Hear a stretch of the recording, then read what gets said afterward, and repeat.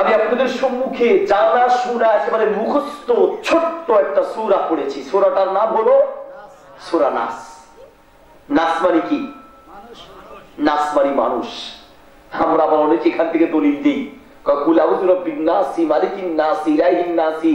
হুজুর আল্লাহ বলছে কোরআনে নাসি, এজন্য আমরাও নাসানাসি করি। এখানে নাস মানে কি? নাসানাসি। নাস মানে মানুষ। কাজী অর্থ বুঝতে হবে। আমাদের ফেনীতে এক রোগীকে ডাক্তার সাহেব বললেন যে আপনার পেটে সমস্যা, আপনি যে খাবার খান দূষিত খাবার খান, ভালো খাবার খাবেন আর খাবারটা ঢেকে রাখবেন। খাবারটা আপনি যে খাবার খাবেন ওই খাবার ঢাকা রাখবেন, ঢাকা রাখবেন। এখন রোগী বলতেছে স্যার খাবার ঢাকাতে রাখবেন, ঢাকা তো অনেক দূরে, কুমিল্লা রাখলে হয় না? ঢাকা তো কি অনেক দূরে, কুমিল্লা রাখলে কি হয় না? তো উনি যে ঢাকা বলছেন, রুগী যে ঢাকা, ডাক্তার যে ঢাকা বলেছেন, রুগী সেই ঢাকা বুঝে নেই। উনি বলেছে উল্টাটা, মনে করছে যে ঢাকা শহরে রেখে আসতে হবে। আসলে ডাক্তার বুঝাবেন যে খাবারটা কি রাখতে হবে? ঢেকে রাখতে হবে। সবাইকে প্রিয় ভাই, সূরা নাস, নাস মানে হলো মানুষ। এই সূরা দিয়ে আল্লাহ বুঝাতে চাইলেন, আল্লাহু আকবার, এই সূরা দিয়ে আল্লাহ বুঝাতে চাইলেন পৃথিবীর মানুষ। মানুষ হলো দুই ধরনের। এক ধরনের মানুষ হলো শয়তান। শয়তান শয়তান হলো দুই ধরনের, এক হলো মানুষ শয়তান আর এক হলো জিন শয়তান। আল্লাহ এই সূরা দিয়ে বুঝাতে চাইলেন বান্দা তুমি মানুষ শয়তান হয়েও না, বরং প্রকৃত আল্লাহর প্রিয় বান্দা সত্যিকার মানুষ হও। ঠিক না? সত্যিকার মানুষ হতে হলে কি লাগবে? ইসলাম মানতে হবে। সত্যিকার মানুষ হবেন কি করে? এই জন্য এই সূরাটি আল্লাহ নাযিল করলেন। এই সূরা নাসের ভিতরে 6টি আয়াত আছে। এই সূরা নাসের ভিতরে 20টি শব্দ আছে।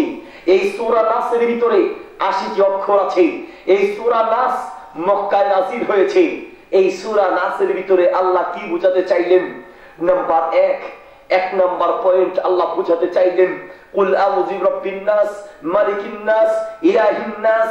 বান্দা যখনই পৃথিবীতে বিপদে পড়বে, শয়তান তোমাকে বিভিন্ন আতঙ্কে বিপদগ্রস্ত করতে চাইবে, যখনই বিপদে পড়বে কুল আউযু বিরাব্বিন নাস, পৃথিবীর কোন দুয়ারে নয়, পৃথিবীর কারো কাছে নয়, মানুষের রব আল্লাহর কাছে বলো, মানুষের মালিক আল্লাহর কাছে বলো, মানুষের মাবুদ আল্লাহর কাছে বলো। আল্লাহু আকবার।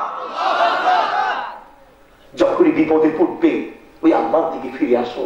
সুবহানাল্লাহ। সম্মানিত প্রিয় ভাই, আজ আমরা এখানেই ধরা পৃথিবীতে এমন কোন মানুষ নেই যে মানুষ কখনো না কখনো বিপদে পড়ে না।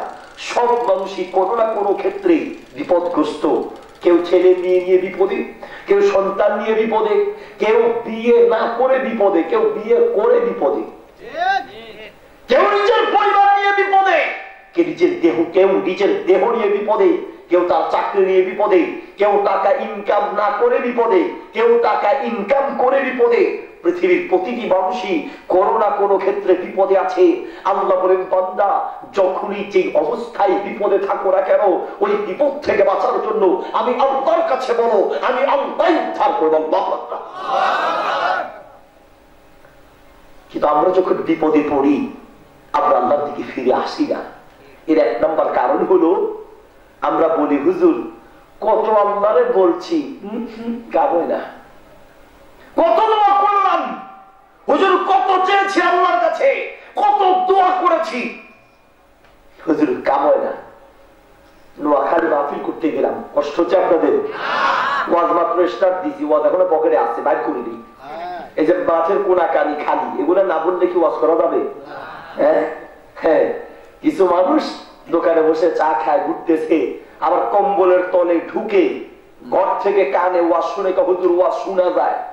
এত কষ্ট করে মাহফিলের মাঠে যায় কিনা? তুমি কম্বলের তলে বসে ওয়াজ বুঝবা। কম্বলের তলে বসে যদি ওয়াজ বুঝা যাইতো, আল্লাহ তাআলা নবী রাসূল আর আলেম ওলামা পাঠাইতো না, মেমোরি কার্ড নাযিল করতো। মেমোরি কার্ড ডাউনলোড করে তারপরে ঠিক করে শুনো। আল্লাহ মেমোরি কার্ড দেয় নাই, আলেম ওলামা পাঠাইছে। সামনে বসাই যাও তো ওয়াজ বুঝি না, বুঝাইতে পারি না। তুমি কম্বলের তলে বসে ওয়াজ বুঝবা? আমি মোহাম্মদ আলী এত দূর থেকে ফেনী থেকে এত কষ্ট করে আসলাম, আর তুমি বাসায় বসে কম্বলের তলে থাকবা, টিভির সামনে থাকবা, আল্লাহর সামনে হিসাব দিতে হবে। আমরা দোয়া করি যারা আশেপাশে ঘুরছে, আল্লাহ সবাইকে মাহফিলে আসার তৌফিক দি করে আমিন। আর আমিন। সবাই তো প্রিয় ভাই, আমরা আল্লাহর কাছে দোয়া করতে আমরা নিরাশ হয়ে যাই, হতাশ হয়ে যাই। কারণ হুজুর করছি, কত দোয়া করছি। নোয়াখালী মাহফিল করে নামলাম, এক মুরব্বী এসে আমাকে বলছে, হুজুর আপনারা দোয়া করবেন লাই কন কেন? নোয়াখালীর ভাষা। হুজুর আপনারা দোয়া করবেন লাই কন? কত দোয়া করছি, বাইতুল্লাহর গিলাফ দড়ি করছি, বিশেষদায় দায় করছি, চোখের পানি হালাই করছি, দোয়া করছি, কাঁদতে হয় না। সবার তো প্রিয় ভাই, আপনি কথা ঠিক বলেছেন। আপনি দোয়া করেছেন তাও সত্য, আপনি আল্লাহকে বলেছেন তাও সত্য, আপনার দোয়া কবুল হয় না তাও সত্য, দোয়া করেছেন তাও সত্য, কবুল হয় না তাও সত্য। কিন্তু আল্লাহ তাআলা বিল্লাহর কসম, আমাদের জীবনের বহু দোয়া কবুল হয়েছে, বাস্তব প্রমাণ পেয়েছি। আপনার দোয়া কবুল হয় না কারণ দোয়া কবুলের শর্ত আছে। খালি দোয়া করলেই হবে না, দোয়া কবুলের শর্ত আছে। এক নম্বর দোয়া কবুলের শর্ত হচ্ছে, হারাম থেকে মুক্ত থাকতে হবে। এক ফোঁটা হারাম আপনার পেটে যাবে, ওই হারাম শরীর নিয়ে যত দোয়া করবেন কবুল হবে না। সুনানে তিরমিজির হাদিস, আত-তারগীব ওয়াত-তারহীব কিতাবে আছে, সহিহুল জামি কিতাবে আছে, বাইহাকিতে আছে। আল্লাহর নবী সাল্লাল্লাহু আলাইহি ওয়াসাল্লাম বলেন, মাতআমুহু হারামুন ওয়া মাশরাবুহু হারামুন ওয়া মালবাসুহু হারামুন। একটা মানুষ আল্লাহর কাছে দোয়া করে আর অভিযোগ করে তার দোয়া কবুল হয় না, আল্লাহর নবী বলেন তার দোয়া কবুল হবে কি করে? সে যে রুজি করছে হারাম, হারাম রুজি, তার চাকরিটা হারাম, তার ব্যবসা হারাম, সে সুদ খায়, ঘুষ খায়, হারাম খায়, হারাম করে দোয়া কিয়ামত পর্যন্ত কবুল হবে না। হারাম করে কোনো দোয়া কবুল হয় না। দোয়া করছি, দোয়া করছেন, দোয়া কবুল হবে কি করে? আপনার রুচিটা হারাম, আপনার ব্যবসা হারাম, আপনি যা খাচ্ছেন হারাম খাচ্ছেন, আপনার প্রতিদিনের ভাতের লোকমা হারাম টাকায় কিনা। কি দিয়ে আপনাকে বুঝাই, কি দিয়ে আপনাকে বুঝাই? সবাই তো প্রিয় ভাই, সহিহ মুসলিম প্রথম খণ্ডের 161 নম্বর পৃষ্ঠার হাদিসের ভিতরে নবী সাল্লাল্লাহু আলাইহি ওয়াসাল্লাম বলেন, লাআনাল্লাহ, আল্লাহর গজব পড়বে, আল্লাহর গজব, লাআনাল্লাহ, আল্লাহর গজব পড়বে, আল্লাহর গজব, মান গায়্যারা মানারাল আরদ, যারা মানুষের জমি ভোগ করে খায়, যারা মানুষের 1 টাকা হারাম খায়, এই দুনিয়াতে গজব নাযিল হবে। এই দুনিয়াতে পৃথিবীর কেউ ঠেকাতে পারবে না, পৃথিবীর কেউ ঠেকাতে পারবে না আল্লাহর গজব। এদিকে আসেন, আপনাদের কি ইকু আছে নাকি? মাইকম্যান ভাই এদিকে তাকান, মাইকম্যান কই? মাইকম্যান কই? মুরব্বীরা লাগাইছে কে এখানে? আমনি কই? আমাদের ইকো লাগবে, তো ইকো নাই, ইকো দিতে হবে তো। গলা লাগতেছে, কতক্ষণ পরে তো আমার গলা শেষ হয়ে যাবে। এদিকে দেন, আরো ভিতরে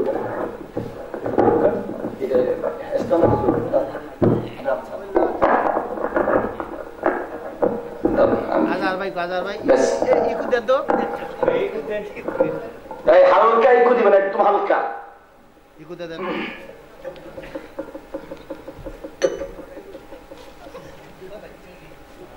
হালকা, একদম হালকা দিবেন, বেশ।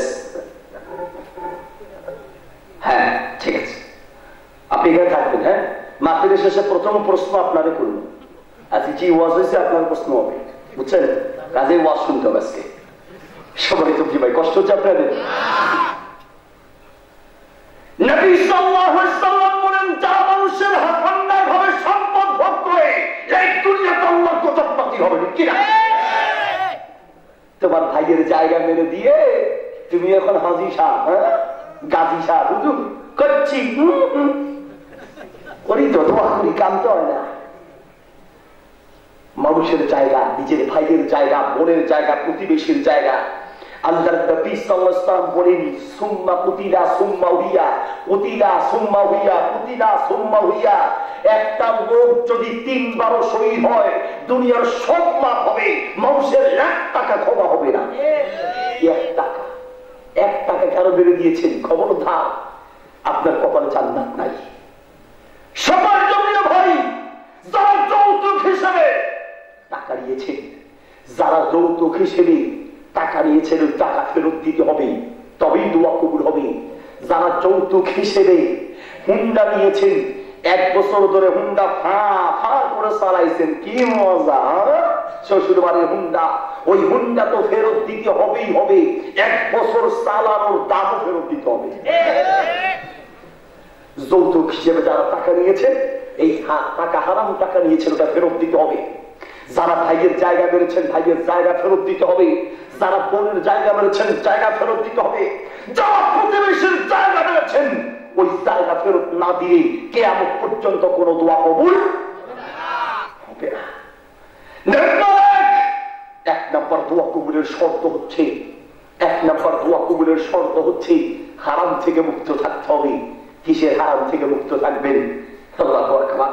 রিকশার ড্রাইভার রিকশা চালিয়ে যাচ্ছে, পিছনে একজন আলেম বসা, রিকশা চালিয়ে যাচ্ছেন এক রিকশার ড্রাইভার, পিছনে একজন হুজুর বসে আছে। হুজুর হঠাৎ করে রিকশার ড্রাইভার খুব দ্রুত গাড়ি চালিয়ে সামনের দিকে যাচ্ছে। পিছন থেকে হুজুর বললেন, ভাই রে, হঠাৎ করে তোমার স্পিড বেড়ে গেছে, কি টাইগার খাইছো না স্পিড খাইছো, এত জোরে গাড়ি চালাইতে আসো কেন? হুজুর বসেন, অসুবিধা নাই, সামনে শশা যাইতে আছে। শশা, শশা চিনেন? ক্ষীরা শশা, ট্রাকে করে শশা যায়, মাঝে মধ্যে ফাঁকে ফুকে বের হয়ে থাকে, ওইটা টান দিয়ে পোলা পাইনে খায়। তোর মাথার ভিতরে জ্ঞান হচ্ছে ওই শশা টান দিয়ে খাবি। রিক্সা চালায় দৌড় দিয়ে দ্রুত গাড়ি চালিয়ে শশা একটা টান দিয়ে কামড় খেয়ে হুজুর শশা কচি আছে, মজা আছে, শশা কচি আছে, মজা আছে। হুজুর বললো, ভাই রে, কামটা তুমি কি করলা? কার শশা খাইলা, কার শশা খেয়ে ফেললা, হিসাব কি দিবা? হুজুরে ফতুয়া দেয়, হুজুর অসুবিধা নাই, হুজুরে কয় অসুবিধা নাই। হুজুর বললো, না রে ভাই, কামটা ঠিক কর নাই, হারামে আরাম নাই। হারামে কি নাই? আরাম নাই। গাড়ি চালিয়ে সামনে যাচ্ছে, সামনে যেতে না যেতেই, একটু দূর যেতে না যেতেই গাড়ির চাক্কা ঠাস করে বাস্ত হয়ে, আপনারা ভয় পেয়েছেন না? রিক্সার ড্রাইভার 3 লাফ দিছে, আর হুজুরের লাফ দিছে 4 লাফ। চাক্কা বাস্ত হলে যা হয় আর কি, আপনারা ঠাস করলাম, তাতে আপনারা ভয় পেয়েছেন। এবার হুজুরের অবস্থা কি হয়েছে বুঝেন? লাফ দিয়া দৌড় দিয়া হুজুরের পিছন দিকে তাকায়, বাস্ত হয়ে আমার দিকে আসতেছে না কোন দিকে যাইতেছে দেখি, পিছনে তাকায় দেখেন চাক্কা শেষ। ড্রাইভারের জিজ্ঞাসা, ভাই কি হয়েছে? হুজুর আমার চাক্কা গেছে, টায়ারও গেছে, টিউবও গেছে। আয় হায়, তাই নাকি? গেছে কত? হুজুর 150 টাকা শেষ। 150 টাকা গেছে, খাইছো কত? ওই যে শশা 1 কামড় খাইলা, খাইছো কত? আরেকজনের গাড়ির যে শশা 1 কামড় যে খাইলা, কি মজা, কি মজা লাগছে। 5 টাকা খাও নাই, 150 টাকা দিয়েছে। হারামের ভিতরে আরাম নাই, ঠিক না? হারামের ভিতরে আরাম নেই। 1 নম্বর দোয়া কবুলের শর্ত, হারাম থেকে বাঁচতে হবে। হারাম থেকে। হ্যাঁ, আজ দুনিয়ার ভিতরে নামাজি লোক পাওয়া যায়, মাশাআল্লাহ, রোজা রাখে এমন কিছু লোক পাওয়া যায়, হজ করে এমন লোক পাওয়া যায়, যাকাত দেয় এমন লোক পাওয়া যায়, কিন্তু 100% হালাল রুজি করে এমন মানুষ পাওয়া বড় দুরূহ ব্যাপার। 100% হালাল। আল্লাহ নবী সাল্লাল্লাহু আলাইহি ওয়াসাল্লাম বলেন, বাদাল ফারিদা কাসবুল হালাল। একজন মানুষের জন্য ফরজ ইবাদতের পরে সবচেয়ে ফরজ কাজ হলো হালাল রুজি করা, হালাল রুজি করা। সম্মানিত প্রিয় ভাই, দোয়া কবুলের 1 নম্বর শর্ত হালাল রুজি রাখতে, হারাম থেকে মুক্ত থাকতে হবে। কি দিয়ে আপনাকে বুঝাই? আবু বকর রাদিয়াল্লাহু তাআলা আনহু বাজারে গেলেন, বাসায় চলে আসলেন, আসার পরে ক্ষুধা লেগে গেছে। বাসায় এসে বললেন, ঘরে কোনো খাবার আছে কিনা দাও। বললো, ঘরে তো তেমন কোনো খাবার নাই, সামান্য অল্প খাবার আছে, ওই খাবারটাই নিয়ে আবু বকর রাদিয়াল্লাহু তাআলাকে দিলেন। দেওয়ার পরে আবু বকর রাদিয়াল্লাহু, সাউন্ডটা আবার কমে গেছে না? সাউন্ডটা একটু কমে গেছে না?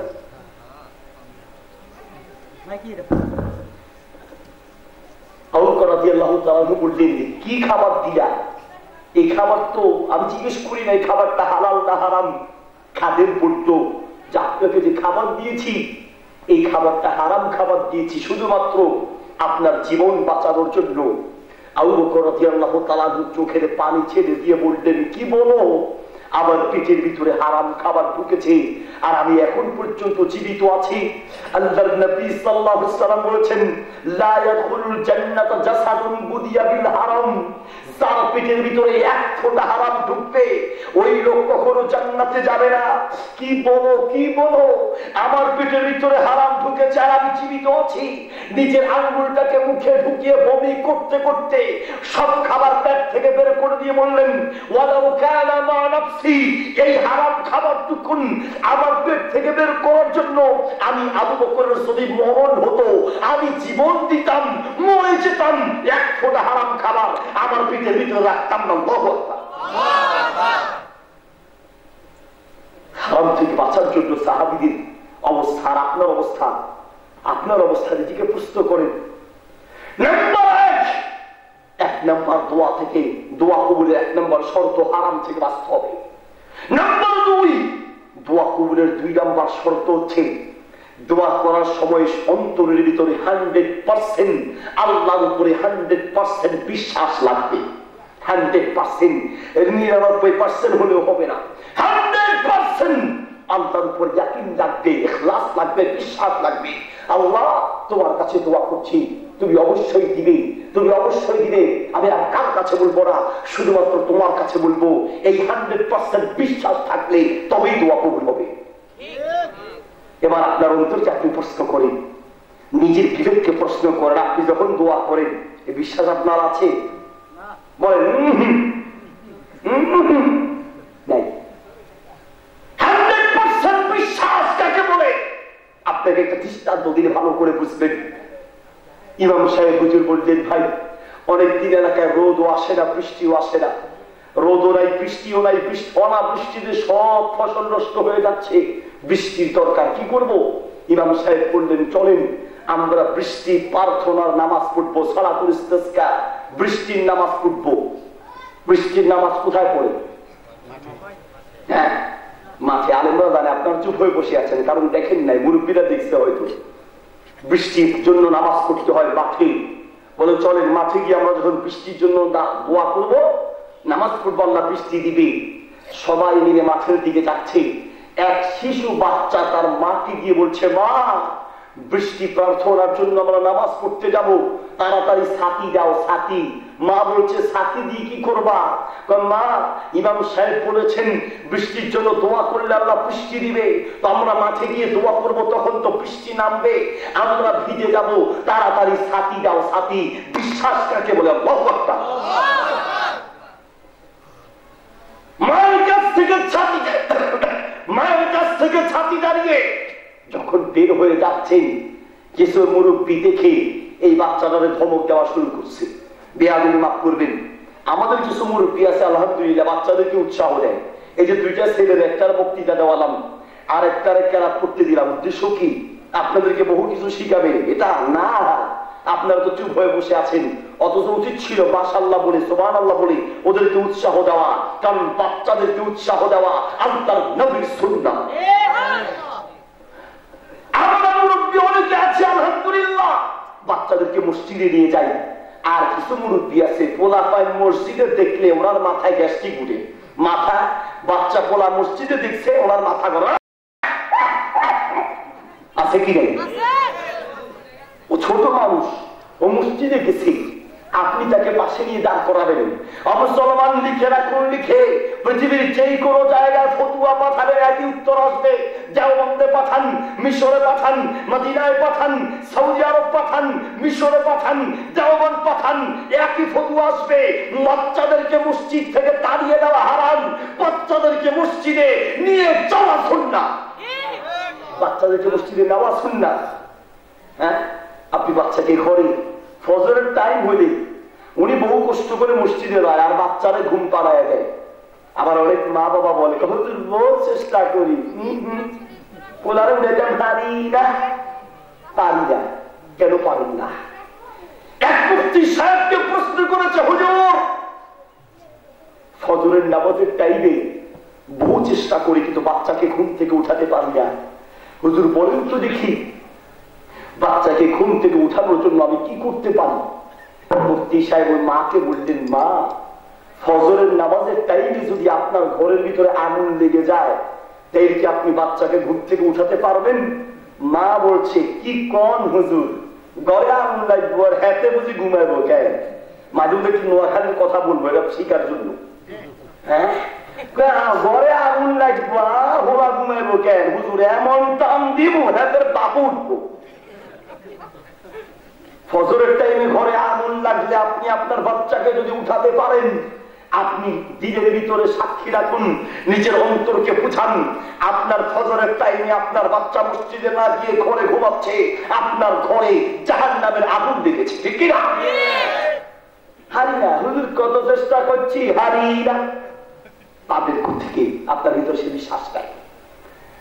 বলছিলাম বাচ্চাদেরকে মসজিদে নিয়ে যাবেন, বাচ্চাদেরকে মসজিদে নিয়ে যাওয়া সুন্নাহ। কোন কোন জায়গায় আছে, আরব কান্ট্রিতে আছে, আপনারাও চালু করবেন। মসজিদের ভিতরে চকলেট রাখে, ইমাম সাহেব চকলেট রাখে, ইমাম সাহেবকে বলবেন চকলেট রাখতে। ইমাম সাহেব রাখবে কোথেকে? বেচারা যে বেতন দেন আপনি, নিজের পোলারও চকলেট খাওয়াবো সে টাকাও থাকবে না। হ্যাঁ, সব খালি ইমাম সাহেবের। আপনারা নিয়ে যাবেন মসজিদে, চকলেট রাখবেন, বাচ্চারা নামাজ পড়তে আসবে, একটা একটা চকলেট ধরাই দিবেন, কয়েকদিন দিলেই দেখবেন এরপরে আর চকলেট লাগবে না, অভ্যাস হয়ে গেল, একা একা নিজেই যাবে। খালি নিজে যাবে না, নিজের বন্ধুদেরকেও নিয়ে যাবে, ঠিক না? নবী সাল্লাল্লাহু আলাইহি ওয়াসাল্লামের সুন্নাত, তিনি বাচ্চাদেরকে আদর করতেন, মসজিদে নিয়ে যেতেন। আল্লাহু আকবার। ওই শিশু বাচ্চা যাচ্ছে, হাতে ছাতি করে নিয়ে যাচ্ছে, মুরব্বী একজন ধমক দিয়ে, রোদ নাই বৃষ্টি নাই, তোর হাতে ছাতিকে রে হারামি, ছাতিকা। কয় দাদা আপনি যাচ্ছেন কোথায়? বৃষ্টির জন্য নামাজ পড়বো। বৃষ্টির জন্য নামাজ পড়লে আল্লাহ বৃষ্টি দিবে, এটা যদি আপনি বিশ্বাস করতেন তাহলে ছাতি খালি আমার কাছে না, ছাতি আপনার কাছেও থাকার কথা। এর নাম হলো 100% বিশ্বাস, এর নাম ঈমান, এর নাম ইয়াকিন। আপনাকে কি দিয়ে বুঝাই ও প্রিয় ভাই, আপনাকে কি দিয়ে বুঝাই? আর আমাদের বিশ্বাস হলো দুই নৌকায় পা দেওয়ার মতো। এলাকার এক হিন্দু ও বাহির থেকে একতলা বিল্ডিং থেকে লাভ দেওয়ার একটা ট্রেনিং নিয়ে আসছে। ট্রেনিং নিয়ে এসে এলাকার এক মুসলমান যুবককে বলছে, দোস্ত আজকে তোমার আল্লাহ আর আমার ভগবান দুইজনের পরীক্ষা করবো। নাউজুবিল্লাহ। কেমনি? তোমার আল্লাহর পরীক্ষা হবে, আমার ভগবানের পরীক্ষা হবে। কিভাবে? চলো একতলার উপর থেকে আমি লাভ দিব ভগবানের নামে, তুমি লাভ দিবা আল্লাহর নামে। যদি তোমার আল্লাহ ঠিক থাকে তাহলে তোমার পা ভাঙবে না, আর আমার ভগবান ঠিক থাকলে আমার পা ভাঙবে না। আসল কথা কি? আসল কথা হলো ও তো ট্রেনিং নিয়ে আসছে, ওর একটু প্যাসে পালাইতেছে। তো মুসলমান যুবক বলছে, আসলে? হ্যাঁ আসলে। তাহলে আগে তুই লাভ দিবি। ঠিক আছে। গেলে দুইজন একতলার উপর থেকে ওই হিন্দু লাভ দিল, দিলাম লাভ ভগবানের নামে, ভগবানের নামে লাভ দিয়া রাস্তায় সুন্দর করে দাঁড়ায় আছে। এবার মুসলমান বন্ধুরে কয়, দোস্ত ও দোস্ত দাও লাভ দাও। দোস্ত এবার উপরে বসে চিন্তা করে, খাইছে রে খাইছে, ও তো আসলে লাভ দিল, আরো লাভ দিল ভগবানের নামে, ওর তো পা ভাঙ্গে নাই। হ্যাঁ, আমি যদি আল্লাহর নামে লাভ দিই, যদি আল্লাহ না বাঁচায়, যদি পা ভাঙ্গে, তাহলে তো খাইছে। আমাদের বিশ্বাস হলো এরকম টলমল। আমাদের নোয়াখালীর ভাষায় করে কয় হিলাইছো নি, কয় হিলাইছি, ডুলে নি, কয় ডুলে। তো কি হিলাইলা? হ্যাঁ, আমাদের অবস্থা হলো তাই। আল্লাহর নামে যে লাভ দিমু, যদি পা ভাঙ্গে তখন দুই নৌকায় পা দিছে। আল্লাহরও ঠিক রাখবো, ভগবানেরও ঠিক রাখবো। কেমনে? দিলাম লাভ আল্লাহর নামে, যা করে ভগবানে। সবাই তো কি ভাই, এটা হাসির কথা না, বাস্তবতা বলছি। নাম্বার দুই নম্বর দোয়া কবুলের শর্ত হচ্ছে আপনার ভিতরে আল্লাহর উপরে 100% বিশ্বাস লাগবে, ঠিক না? দোয়া কবুলের 2 নম্বর শর্ত। নাম্বার 3 নম্বর পয়েন্ট বলার আগে 3 নম্বর পয়েন্ট হলো, 3 নম্বর পয়েন্ট বলি, 3 নম্বর পয়েন্ট হলো বিদআত থেকে মুক্ত থাকতে হবে। নম্বর 4 নম্বর পয়েন্ট হলো দোয়া কবুলের শর্ত শিরিক থেকে মুক্ত থাকতে হবে। একটা বিদআত আপনার ভিতরে থাকবে, একটা শিরিক আপনার ভিতরে থাকবে, কিয়ামত পর্যন্ত কোনো দোয়া কবুল হবে না। এই শর্তগুলো পূরণ করেন, তারপরে ইনশাআল্লাহ আপনার দোয়া কবুল হবে। সবার প্রিয় ভাই, সূরা নাসের প্রথমে আল্লাহ শিখালেন কুল আউযু বিরাব্বিন নাস মালিকিন নাস ইলাহিন নাস মিন শাররিল ওয়াসওয়াসিল খান্নাস। কুল আউযু বিরাব্বিন নাস মালিকিন নাস ইলাহিন নাস। ও বান্দা, যখন বিপদে পড়বে মনের যত আশা আছে দুনিয়ার কারো কাছে নয়, আমি আল্লাহর কাছে বলো, আমি আল্লাহই তোমার সকল মনের আশা পূরণ করে দিব। সম্মানিত প্রিয় ভাই, ইমাম আহমদ ইবনে হাম্বল রাহিমাহুল্লাহ একজন ইমাম।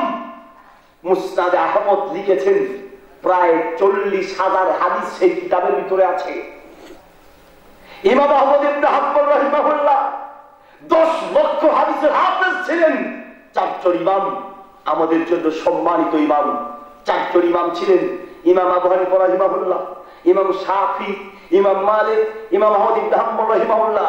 এই 4জন ইমাম আমাদের শ্রদ্ধার পাত্র। আমাদের কাছে মাসআলা মাসাইল পৌঁছানোর জন্য সারা জীবন ধরে চেষ্টা করেছেন। সবার তো প্রিয় ভাই, ইমাম আহমদ ইবনে হাম্বল রাহিমাহুল্লাহ সেই 4 ইমামের একজন ইমাম। তিনি একদিন এক রাতে বেড়াতে সফরে গেলেন। সফরে যাওয়ার পরে রাতের বেলা থাকবেন, কোথায় থাকবেন?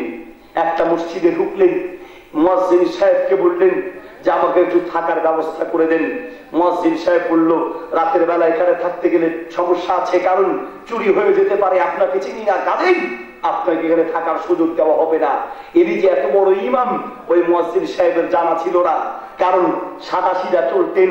যারা সত্যিকার আল্লাহওয়ালা, যারা সত্যিকার দিনদার, তারা এত পোষ পাস নিয়া, এত মন নিয়ে চলে না, সাদা সিধা চলে।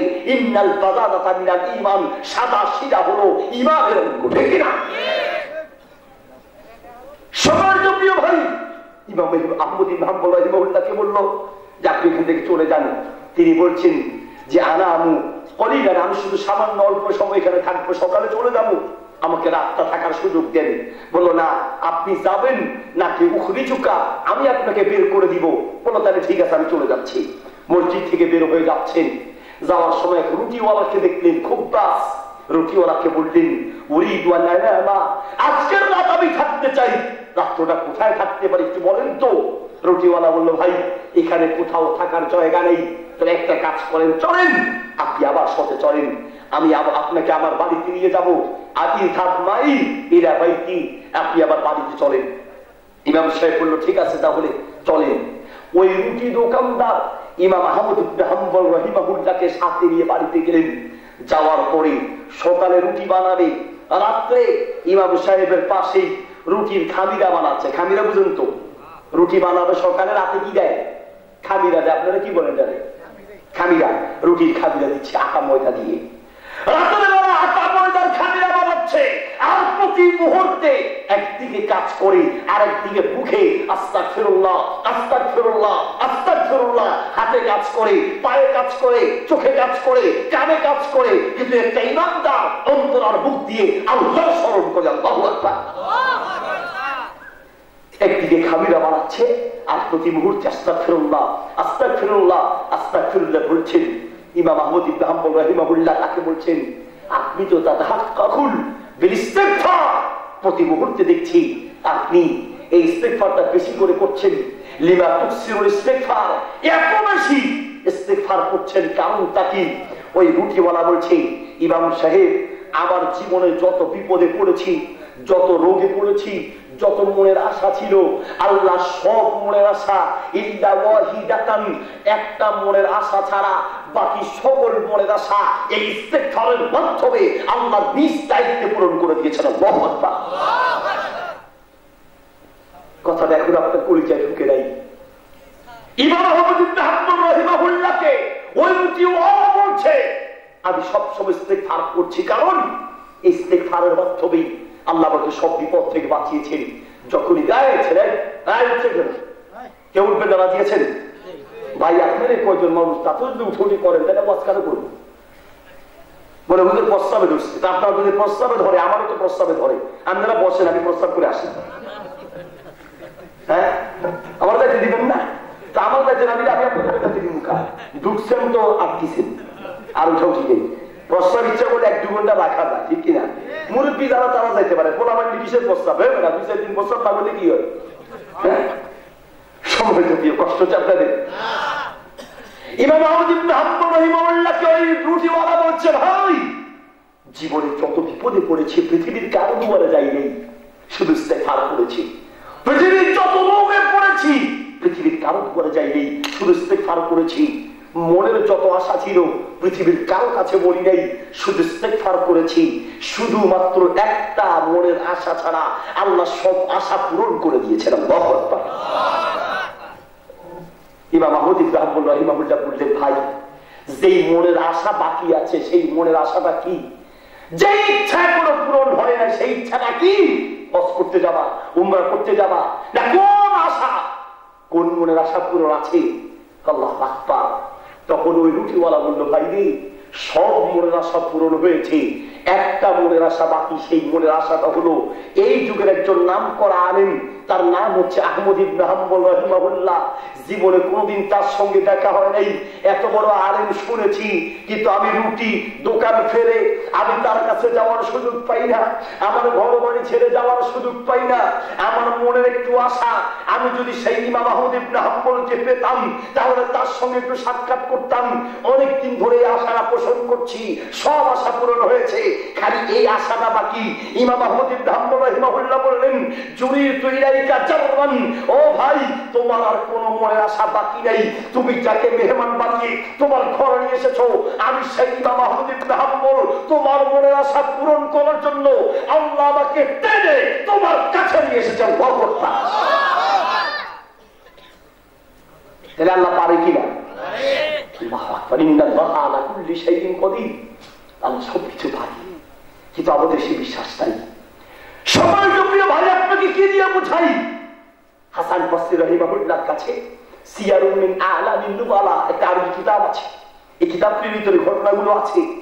হাসান বসরি রাহিমাহুল্লাহর কাছে এক লোক এসে বলছে, ইয়া হুজুর আমার পেটে সমস্যা, কি করবো? ইস্তেগফার করো। আমার ছেলে কথা শুনে না, কি করবো? ইস্তেগফার করো। আমি বিপদে আছি, কি করবো? যেই আসে যেই সমস্যার কথাই বলে ওষুধ একটা, অ্যান্টিবায়োটিক কি? ইস্তেগফার। ইস্তেগফার ইস্তেগফার ইস্তেগফার কি? আস্তাগফিরুল্লাহাল্লাযী লা ইলাহা ইল্লা হুয়াল হাইয়ুল কাইয়্যুম ওয়া আতুবু ইলাইহি। এটা ইস্তেগফার। আরো বড় ইস্তেগফার আছে, সাইয়্যিদুল ইস্তেগফার। আল্লাহুম্মা আনতা রাব্বী লা ইলাহা ইল্লা আনতা খলাকতানি ওয়া আনা আবদুক ওয়া আনা আলা আহদিকা ওয়া ওয়া'দিকা মাসতাতা'তু আউযু বিকা মিন শাররি মা সানাতু আবুউ লাকা বিনি'মাতিকা আলাইয়া ওয়া আবুউ লাকা বিযামবি ফাগফিরলি ফাইন্নাহু লা ইয়াগফিরুয যুনুবা ইল্লা আনতা। বড় ইস্তেগফার। এটা যদি না পারেন কমপক্ষে আস্তাগফিরুল্লাহ আস্তাগফিরুল্লাহ আস্তাগফিরুল্লাহ পারি কিনা এটা পড়বেন। হাসান বসরি রাহিমাহুল্লাহর কাছে যেই আসে একটাই ঔষধ, ইস্তেগফার করো। ওনার ছাত্র প্রশ্ন করলেন, হুজুর আর কোনো কিছু বুঝে আপনি খুঁজে পান না? যেই আসে খালি ওষুধ এই একটাই, ইস্তেগফার ইস্তেগফার। আরো তো কত আমল আছে। হাসান বসরি রাহিমাহুল্লাহ বললেন, শোনো, সুনানে তিরমিজির হাদিস সহিহুল জামি কিতাবে আছে, বাইহাকিতে আছে, সিলসিলা সহিহার ভিতরে আছে, মুসনাদে আহমদে আছে, কানজুল উম্মারে আছে, আত-তারগীব ওয়াত তারহীব কিতাবে আছে, মিশকাতুল মাসাবিহে আছে। আল্লাহর নবী বলেন, মান লাযিমাল ইস্তিগফার জাআলাল্লাহু লাহু মিন কুল্লি দিকিন মাখরাজা। যে ব্যক্তি নিয়মিত ইস্তিগফার করবে ওই ব্যক্তির সকল মনের আশা স্বয়ং আল্লাহ পূরণ করবেন, তাকে সকল বিপদ থেকে স্বয়ং আল্লাহ উদ্ধার করবেন। আল্লাহু আকবার। এত বড় ইস্তেগফারের মাধ্যমে আছে, ইস্তেগফারের ভিতরে আছে। বিপদে পড়লে আমরা আল্লাহর কাছে দোয়া করব, বেশি বেশি ইস্তেগফার করব। কি করব? ইস্তেগফার। নাম্বার 2, 2 নাম্বার আমল। আল্লাহর নবী সাল্লাল্লাহু আলাইহি ওয়াসাল্লাম সুনানে নাসাইতে হাদিসটি আছে। আল্লাহর নবী সাল্লাল্লাহু আলাইহি ওয়াসাল্লাম বলেন, যে ব্যক্তি সকাল সন্ধ্যা নিয়মিত 3টা সূরা পড়বে। কয়টা? 3টা। আরো জোরে? 3টা। বলো না? 3টা সূরা। সকাল সন্ধ্যা নিয়মিত যে ব্যক্তি 3টি সূরা পড়বে। নাম্বার 1 সূরা ইখলাস। বলে হুজুর ইখলাস বুঝি না, তাহলে কি? কুল হু আল্লাহ, সূরা কুল হু আল্লাহ, ইখলাস। নাম্বার 2 সূরা ফালাক। নাম্বার 3 সূরা নাস। আল্লাহর নবী বলেন, কোন মানুষ বিপদে পড়ে সকাল সন্ধ্যা নিয়মিত এই 3টি ইস্তেগফার করলে দুনিয়ার কারো কাছে যেতে হবে না, স্বয়ং আমি আল্লাহ নিজ দায়িত্বে তাকে বিপদ থেকে উদ্ধার করব। নাম্বার দুই নাম্বার বিপদ থেকে বাঁচার আমল সকাল সন্ধ্যা ইস্তেগফার করা। 1 নাম্বার ইস্তেগফার করা, 2 নাম্বার সকাল সন্ধ্যা সূরা ইখলাস, ফালাক, নাস 3টি সূরা পড়া। নাম্বার 3 নাম্বার আমল নবী সাল্লাল্লাহু আলাইহি ওয়াসাল্লাম রাতের বেলা ঘুমানোর আগে 3টি দোয়া পড়ে, এদিকে তাকান, 2টা হাত এইভাবে একসাথে করতেন, এইভাবে দেখছেন, এদিকে তাকান। যারা কম্বলের তলে বসে ওয়াজ শুনতেছে তারাই ওয়াজ বুঝবে।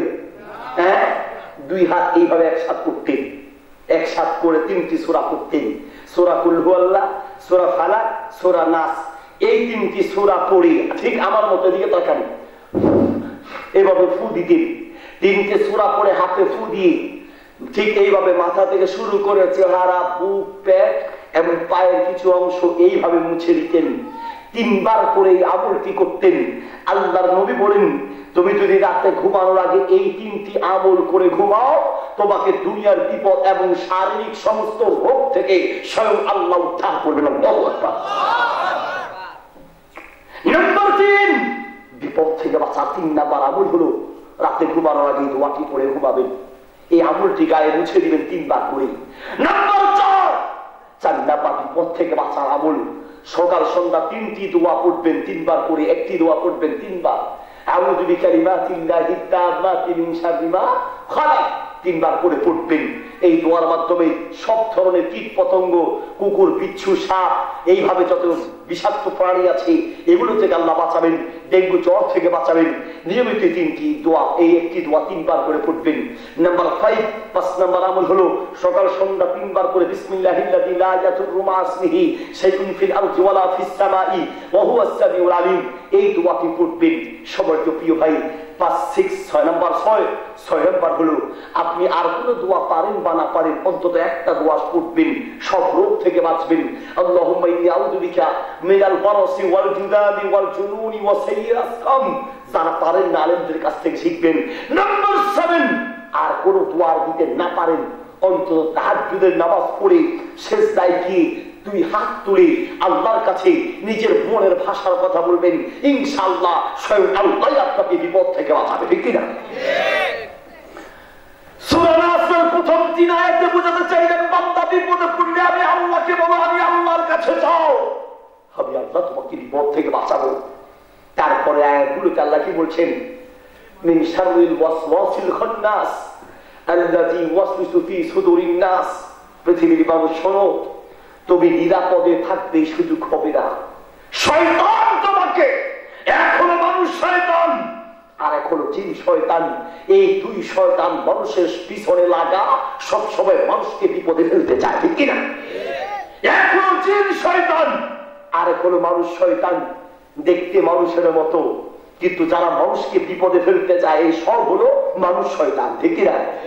প্রিয় ভাই, 6টি গুণ যার ভিতরে থাকবে সে কখনো বিপদে পড়বে না। আবার বলছি, 6টা গুণ যার ভিতরে থাকবে সে কখনো বিপদে পড়বে না। 6টা গুণ যার ভিতরে থাকবে সে কখনো বিপদে পড়বে না। নাম্বার 1 নাম্বার গুণ হলো ইন্নাকা লাতাসিলুর রহিমা, আত্মীয়র সঙ্গে ভালো সম্পর্ক রাখা। নাম্বার 2 ওয়াতাসদিকুল হাদিসা, সর্বদা সত্য কথা বলা। নাম্বার 3 ওয়াতাকসিব ওয়া তাহমিলুল কাল্লা, বেকার লোকের চাকরির ব্যবস্থা করা। নাম্বার 4 ওয়াতাকসিবুল মাদুমা, অসহায় লোককে সহযোগিতা করা। নাম্বার 5 ওয়াতাকসিবুল মাদুমা ওয়া তুইনু আলা নাওয়াইবিল হক, মানুষকে হকের পথে দাওয়াত দেওয়া। নাম্বার 6 ওয়াতাকরিব তাইফা, মেহমানের মেহমানদারি করানো। এই 6টা গুণ যার ভিতরে থাকবে সে কখনো বিপদে পড়বে না। 1 নাম্বার গুণ কি? ইন্নাকা লাতাসিলুর রহিমা, আত্মীয়র সঙ্গে ভালো সম্পর্ক রাখা। সবাই তো প্রিয় ভাই, আত্মীয় বলতে কে বুঝায়? আত্মীয় বলতে কে? আমরা মনে করি আমাদের 1 নাম্বার আত্মীয় হলো আমাদের শ্বশুর শাশুড়ি, 2 নাম্বার আত্মীয় হলো শালা শালি। না রে ভাই, এই পৃথিবীর সবচেয়ে বড় আত্মীয়, এই পৃথিবীর 1 নাম্বার আত্মীয় তোমার মা বাবা, তোমার ভাই আর বোন, শ্বশুর শাশুড়ি 3rd পার্সন। ঠিক কিনা? এই পৃথিবীতে মানুষ সবচেয়ে বেশি বিপদে পড়ে। আল্লাহ বলেন এই দুনিয়ার মানুষ সবচেয়ে বেশি বিপদে পড়বে যারা মা বাবার সঙ্গে বেয়াদবি করবে, সবচেয়ে বেশি বিপদে পড়বে। বাপের সঙ্গে বেয়াদবি করবে, সবচেয়ে বেশি বিপদে পড়বে। কথা আবার নয়, আল্লাহ নবী বলেছেন ইউআজ্জিলু কুবাতা, ইউআজ্জিলু কুবাতা, যারা মা বাপের সঙ্গে বেয়াদবি খুব দ্রুত আল্লাহর গজব নাযিল হবে। ও প্রিয় ভাই, মা বাপ কি জিনিস তোমাকে কি দিয়ে বুঝাই?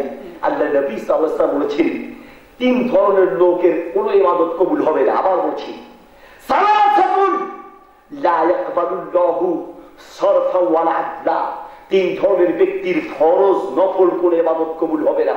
আবার বলছি, 3 ধরনের ব্যক্তির ফরজ নফল কোনো ইবাদত কবুল হবে না। নাম্বার 1, আকুলি ওয়ালিদাইহি, যারা মা বাবার সঙ্গে বেয়াদবি করে তাদের ফরজ নফল কোনো ইবাদত কবুল হবে না। নাম্বার 2, মুদমিনুল খামর, যারা নেশা জাতীয় জিনিস পান করে তাদের কোনো ইবাদত কবুল হবে না। নাম্বার 3 আল মান্নান, যারা মানুষকে খোঁটা দিয়ে অপমান করে এই মানুষগুলোর ফরজ নফল কোনো ইবাদত কবুল হবে না। ইবাদতগুলো স্থগিত থাকবে, ইবাদত কবুল হবে না, তওবা করার পরে কবুল হবে। নাম্বার 1, যারা মা বাবার সঙ্গে বেয়াদবি করবে তাদের কোনো দোয়া কবুল হবে না। প্রিয় ভাই, তোমার বাবা মা কি জিনিস তোমাকে কি দিয়ে বুঝাই? আল্লাহর নবী সাল্লাল্লাহু আলাইহি ওয়াসাল্লামের কাছে একজন সাহাবী আসলেন, এসে বললেন ইয়া রাসূলুল্লাহ, আমার মা অসুস্থ, আমার বাপ অসুস্থ, আমার মন চায় আমি উমরায় যাব, হজে যাব, অসুস্থ মা বাপকে রেখে উমরার হজে যেতে চাই, আপনি একটু অনুমতি দেন, অনুমতি দেন। আল্লাহ নবী বললেন, সাহাবী খবরদার, উমরার হজে যাওয়ার সুযোগ নাই, তোমার মা অসুস্থ, তোমার বাপ অসুস্থ, উমরা হজে যাওয়া লাগবে না, অসুস্থ মা বাপের খেদমত করো, ওই অসুস্থ মা বাপের খেদমত করলে উমরার হজের সওয়াব তোমার আমলনামায় দেওয়া হবে। আল্লাহু আকবার।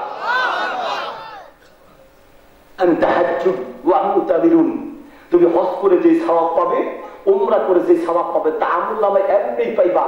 মা বাপের খেদমত করো। মা বাপ কি জিনিস কি দিয়ে বুঝাই? কি দিয়ে বুঝাই? আল্লাহ নবী সাল্লাল্লাহু আলাইহি ওয়াসাল্লাম বলেন, লাআনাল্লাহ, আল্লাহ গজব পড়বে, লাআনাল্লাহ, আল্লাহ গজব পড়বে, মান লাআনা ওয়ালিদাইহি,